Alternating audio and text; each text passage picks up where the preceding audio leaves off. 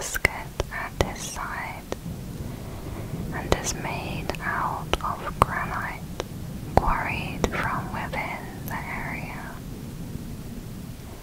The statue was built as a memorial to the soldiers of the Civil War, but it later gained sentience of its own.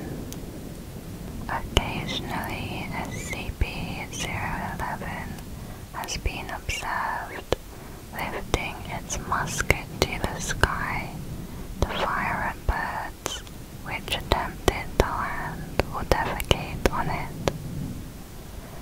Reports detail that its movements produce soft grinding sounds, but do not cause it any structural failure. Oddly, the gunfire is very similar to that of a standard firearm, despite observations that the item only loads granite bullets and granite powder into the musket. In spite of its efforts, some fecal matter does manage to strike SCP-011, and it has reportedly become distressed when it has a large amount of droppings on it, on some rare occasions even firing at humans. The timeline of the statue's sentience was recorded as follows. In 1995, Woodstock residents started seeing the statue's eyes moving. This was the first sign of activity in the statue.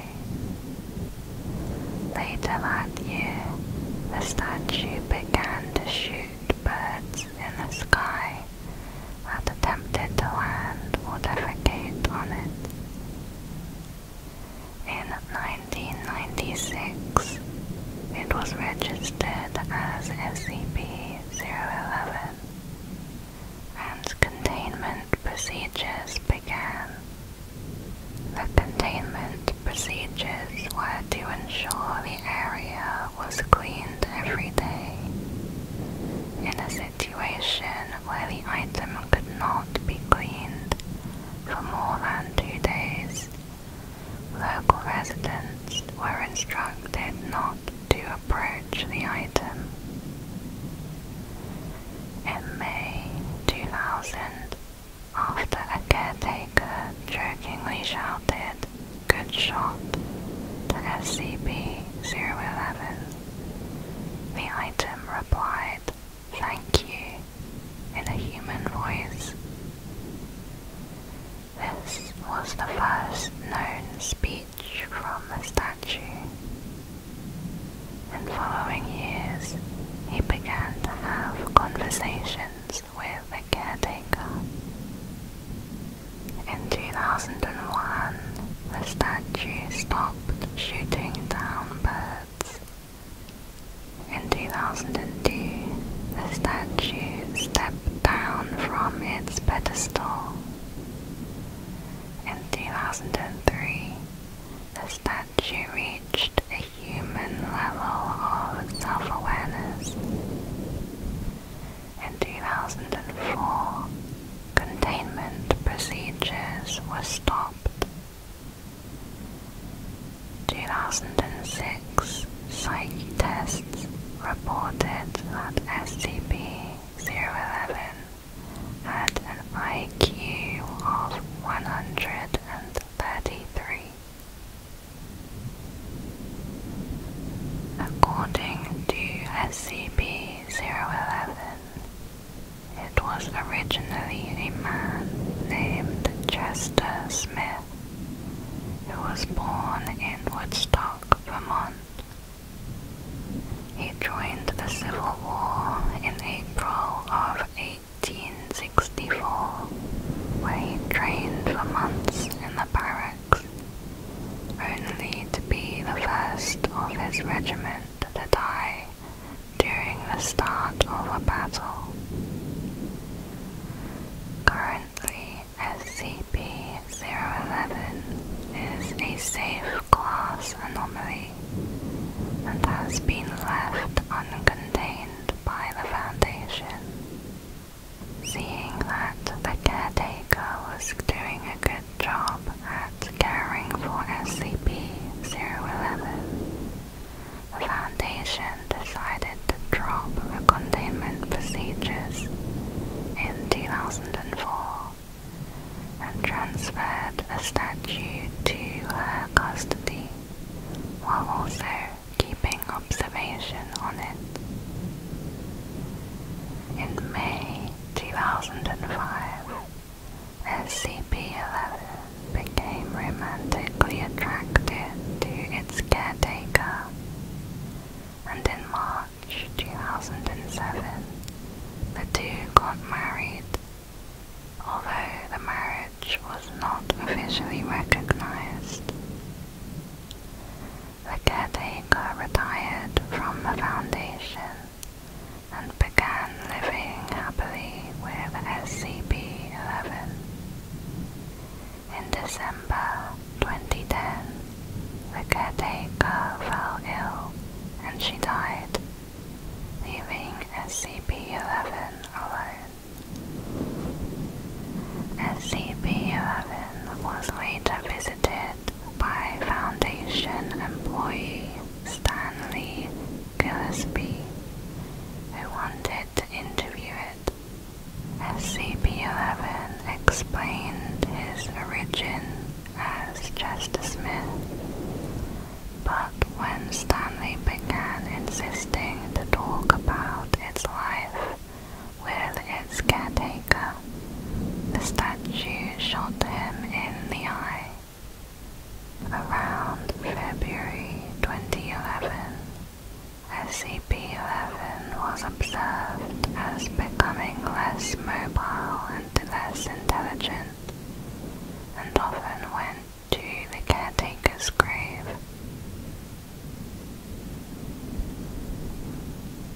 Next is SCP-12, a bad composition.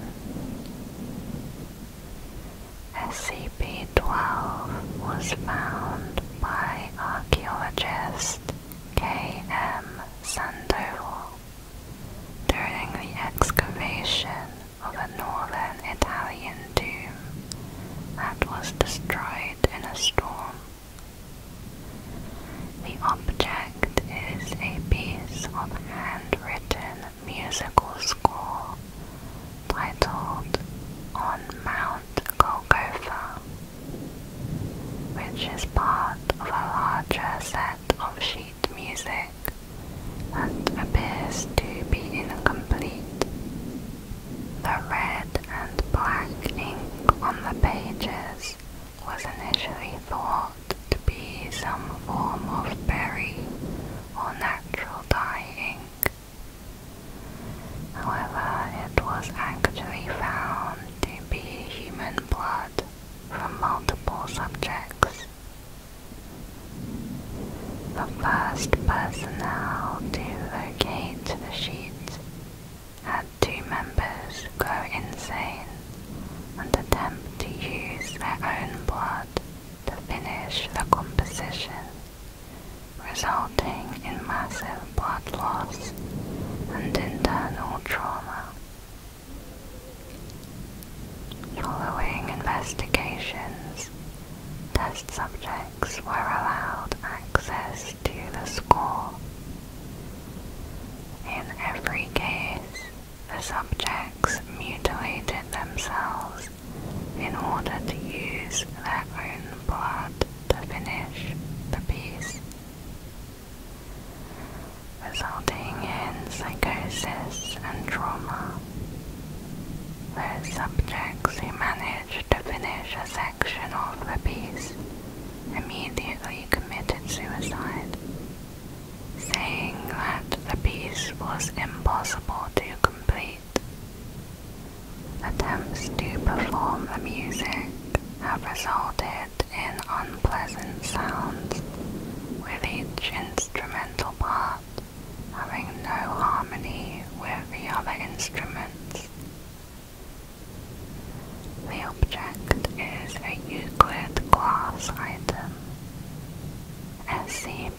well is contained in a darkened room at all times. If the object is exposed to light or seen by personnel using a light frequency other than infrared, personnel must be removed for immediate mental health screening and physical. The object is encased in an iron-shielded box suspended from the ceiling at a minimum of 8 feet distance from the floor, walls, and any openings.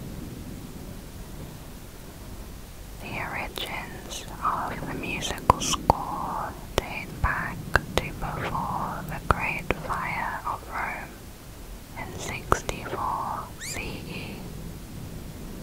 The Roman Emperor Nero acquired a very early version of On Mount Golgotha. He played the score on a lute as Rome burned. Nero then continued writing the composition in blood. Parts of the piece were incorporated into Romani culture as a curse prior to 1477, when Vlad the Impaler took an entire clan of Romani to kill them and intimidate their matriarch into serving Vlad. She refused and spat at his feet. As he executed her, she sang a small excerpt of On Mount Golgotha, which drove Vlad insane. He killed his own army and used their blood to continue writing the song. After their blood ran dry, he used his own blood and died from blood loss. An Ottoman janissary eventually came across the bloody scene, though the rain had washed away the composition by the time he arrived. Afterwards, he began humming a song that may have been SCP-12. At some point, the score was found and buried deep within a northern Italian tomb in order to keep it from causing harm. Next is SCP-13, Blue Lady Cigarettes. SCP-13 consists of 242 cigarettes, which display similar anomalies. They all have the words Blue Lady on them, handwritten in blue ink. Subjects who inhale the contents of SCP-13 will begin to perceive themselves as a specific, unidentified woman. Subjects have described the woman to be aged between 25 and 35 years old, approximately 1.6 meters tall, and a weight between 50 and 55 kilograms. The woman has cropped dark hair, blue eyes, and bright blue lipstick. Immediately after consuming SCP-13, subjects will gradually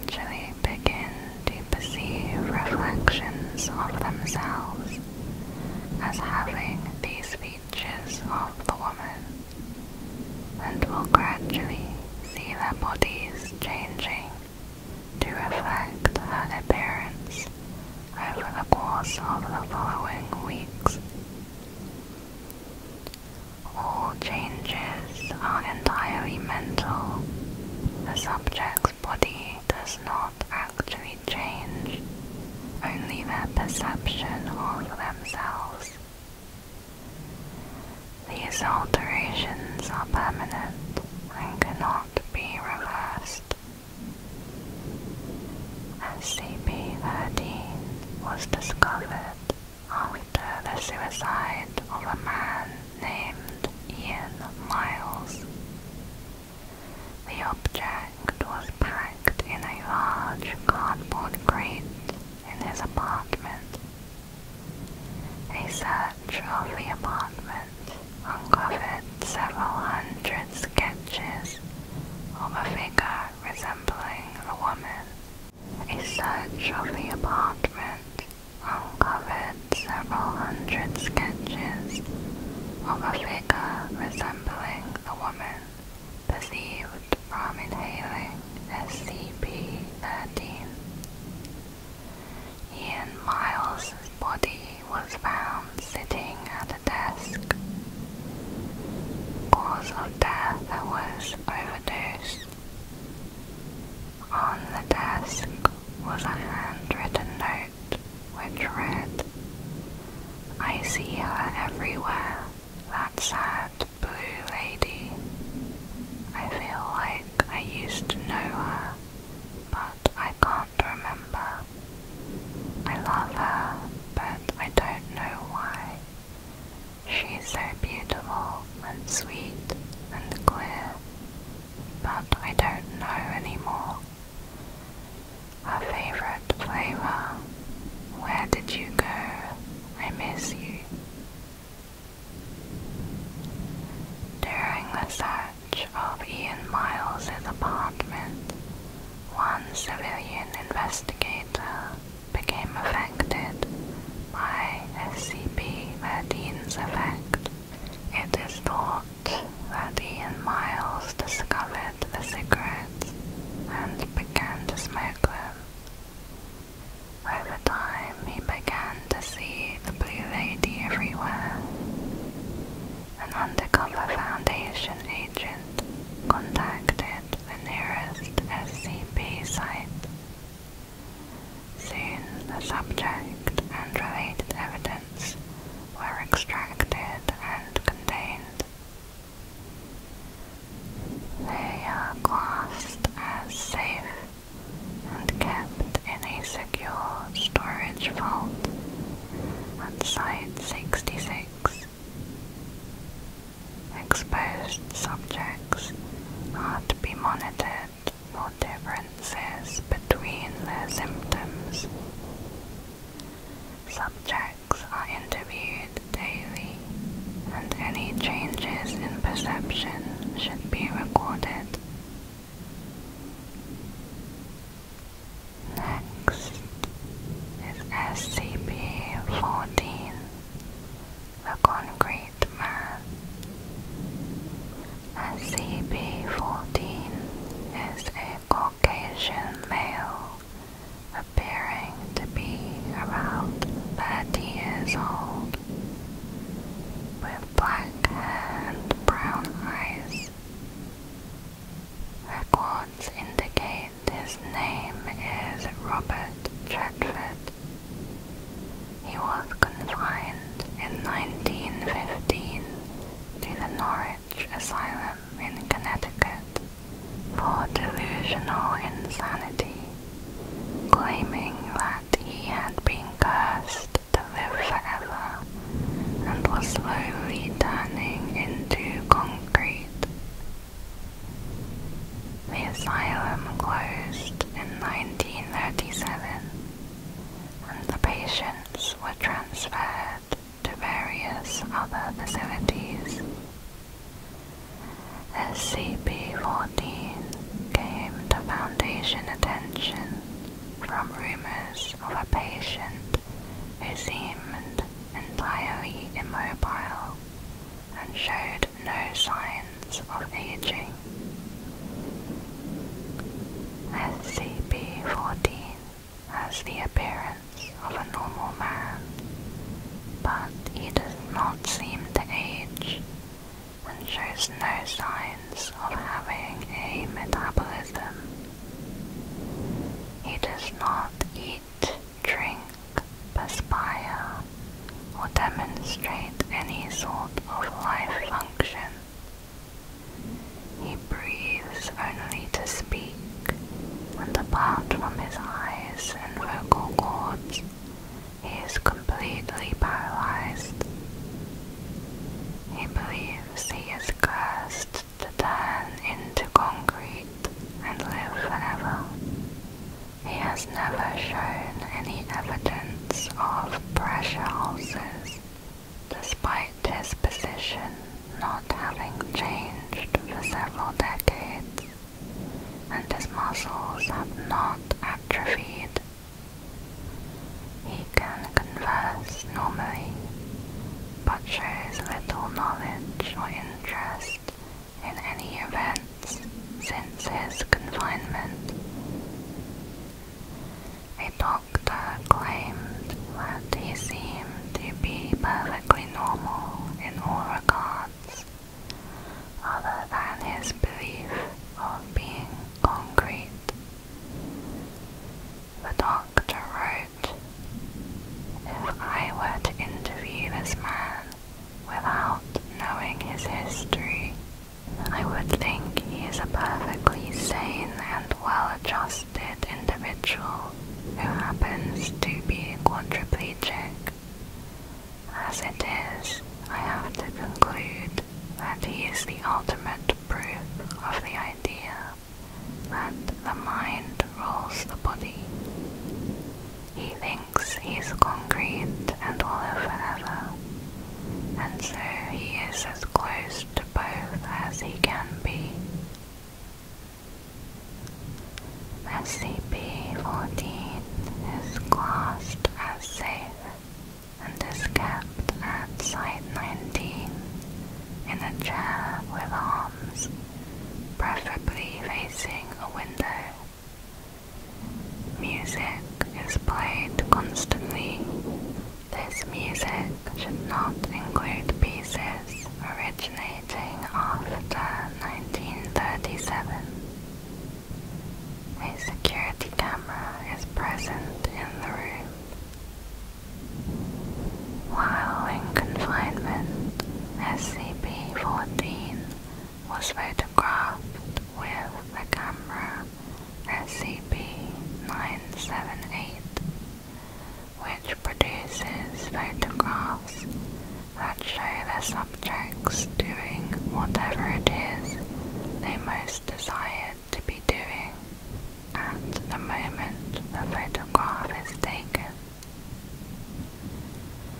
SCP-14 was photographed while sitting in his chair.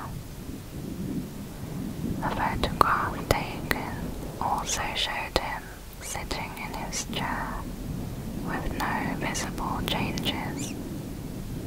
Next is SCP-15 Pipe Nightmares. SCP-15 is a mass of pipes, vents, boilers, and other various plumbing equipment, which completely fills a warehouse at an undisclosed location. The pipes appear to grow when not under observation, attempting to connect to nearby structures through the sewer systems and underground plumbing. SCP-15 currently consists of over 120 miles of pipes, with diameters ranging from 2.5 centimeters to over 1 meter. Some pipes appear new, while others are rusted and leaking.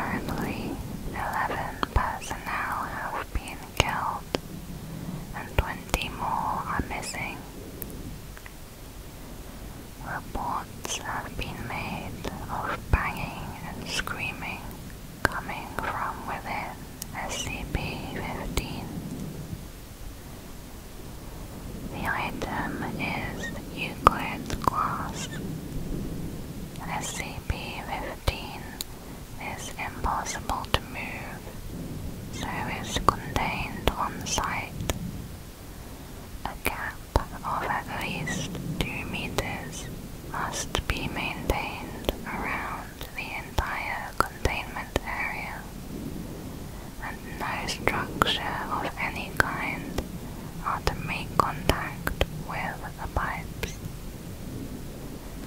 Exploration is permissible, but only in teams of 3 with full safety lines and GPS tracking. Any protrusions from SCP-15 must be capped and sealed immediately, with a new site logged. No aggressive action or tools are allowed, and no repairs or maintenance should be made anywhere on SCP-15. Next is SCP-16, Sentient Microorganism. SCP-16 is a blood-borne pathogen recovered from a mine worker who injured himself while working in a deep coal mine. The wound became contaminated with coal dust from the mine, possibly infecting the worker with a dormant spore. Over the next several days, SCP-16 proceeded to infect the other employees at the mining camp, as well as the crisis team dispatched to deal with the epidemic. Foundation personnel took over the investigation and terminated all affected personnel. Patient 0 was brought into captivity, and the mine shaft was collapsed by an explosive device.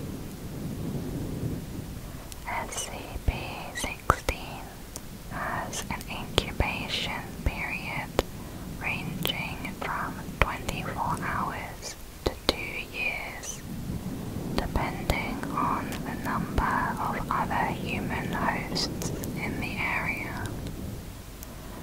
First symptoms resemble the common cold and include itchy eyes, runny nose, coughing, and bodily aches. Phase 2 begins in 48 hours and consists of a form of hemorrhagic fever. As the organism causes a small amount of blood to enter the lungs, creating an aerosol effect. During phase 3, the host crashes and bleeds out, bleeding profusely from every bodily orifice, including the nose, tear ducts, anus, skin pores, mouth, urethra, and vagina. Blood pressure skyrockets during the final stage.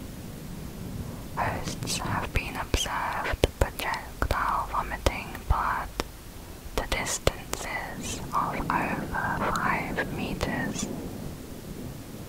If the host somehow survives this near-total blood loss, the pathogen will become dormant again and return to the incubation phase.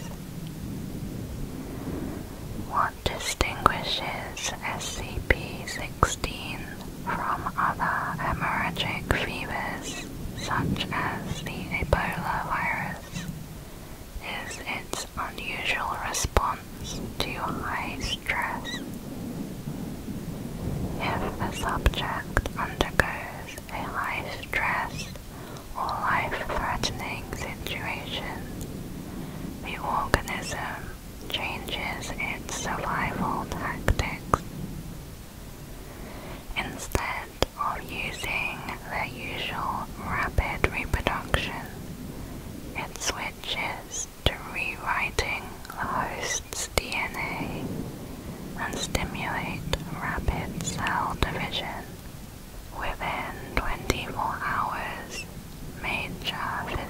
physiological changes occur, with complete bodily reconstruction occurring after 2 weeks. Most hosts do not survive the process due to heavy demands made on the body. An interesting side effect of this transformation is an increased aggressive urge. It is believed that this may be an attempt to maximize the spread of the virus in a manner similar to rabies. Subjects who undergo the bodily transformation no longer exhibit SCP-16 symptoms. However, subjects infected by these transformed hosts will still undergo the normal SCP-16 infection process. A number of experiments were done on the object. A D-Class personnel called Subject 1 was infected by SCP-16. Upon first showing symptoms, the subject's quarters were slowly flooded with water over a 24-hour period. SCP-16 mutated and transformed Subject 1's lungs into gills. Subject 1 survived for 2 more weeks as SCP-16 transformed its limbs into fins, caused its eyes to atrophy, and enhanced their sense of hearing into an echolocation type ability.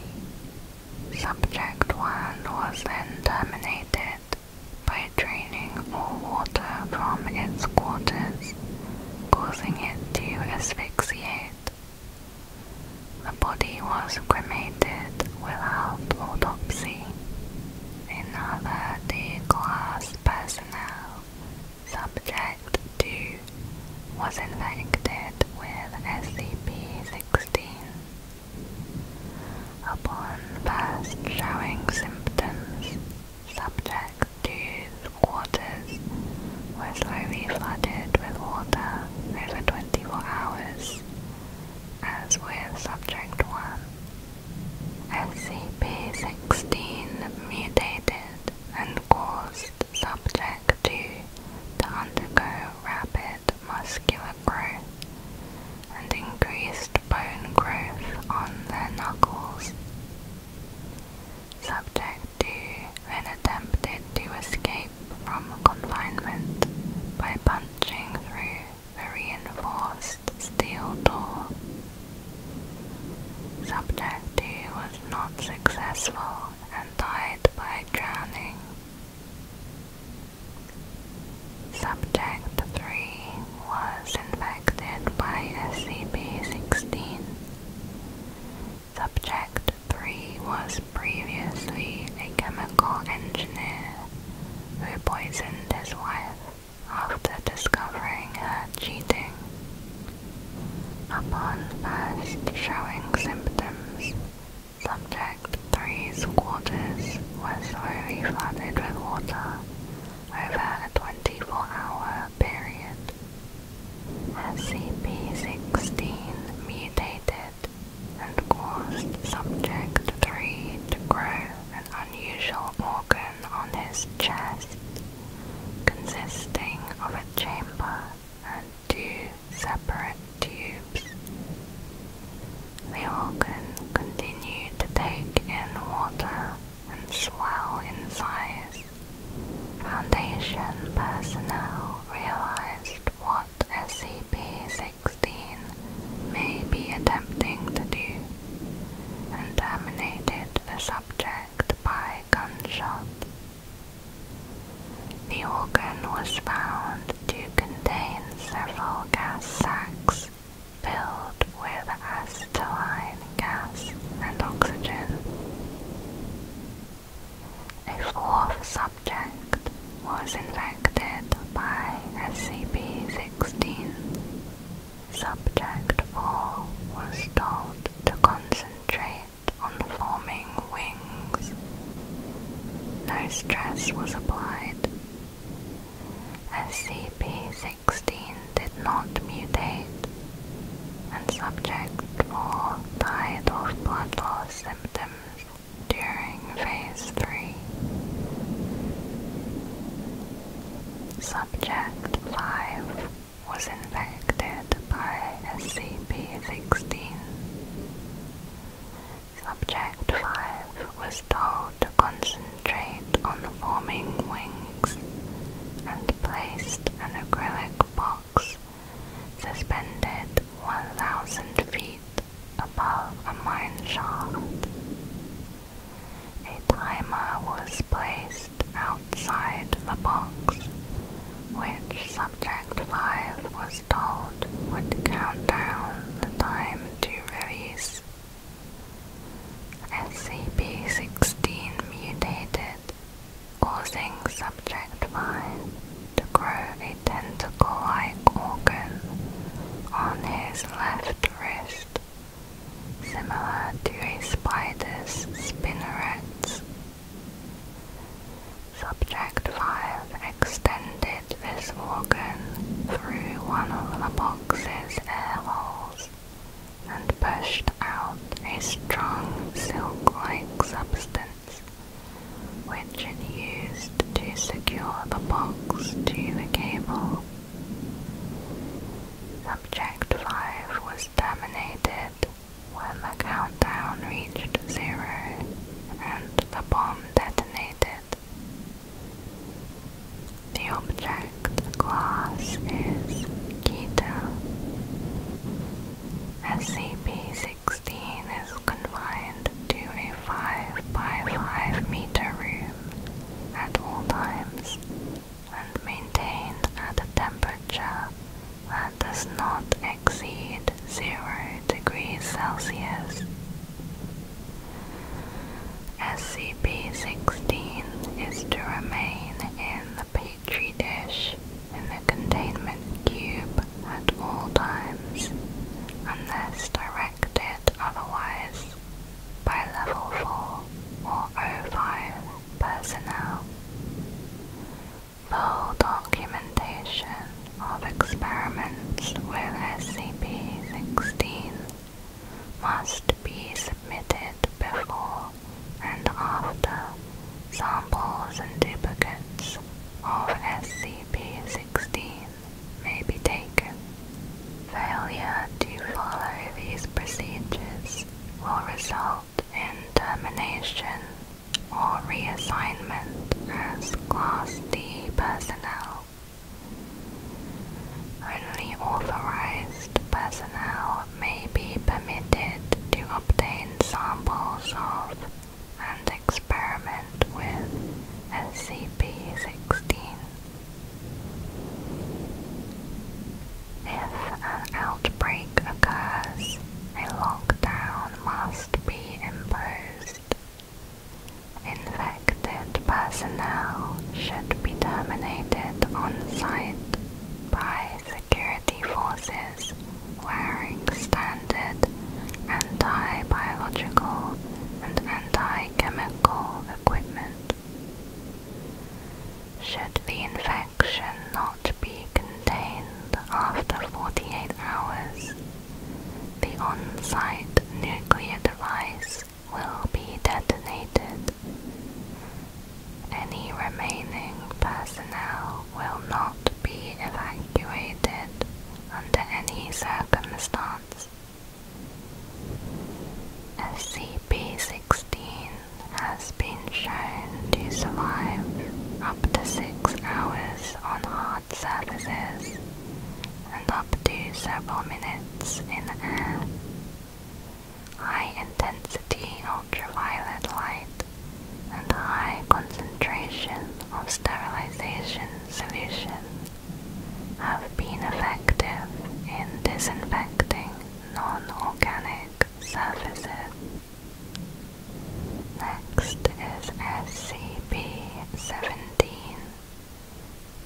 shadow person. SCP-17 is a humanoid figure about 80 centimeters tall and anatomically similar to a small child, but with no visible features. The object seems to be made of a shadowy, smoke-like shroud. Nothing beneath the shroud has been found, but the possibility has not been ruled out. It generally remains stationary and does nothing to actively harm anyone until a shadow is cast upon it. When that happens, it will immediately leap at and engulf the object or person, completely enclosing it in its shroud. SCP-17 then returns to its normal size, leaving no trace of the engulfed object behind. Any attempt to find the whereabouts of SCP-17's victims have been unsuccessful. It is a Class Keter object. SCP-17 is contained in an acrylic glass cage suspended at the center of a 6 by 6 meter concrete room. Attached to the walls, ceiling, and floor of the room are high-intensity arc lamp spotlights pointed directly at the cage to ensure that SCP-17 is constantly exposed to light from every angle. Personnel assigned to the object control room must monitor the spotlights and the emergency generator system. They must immediately call for maintenance if they notice a burnt-out lamp or an issue with the generator. The only circumstance personnel are allowed to enter is to replace lamps. Personnel entering the room are required to wear the designated full-body reflective suits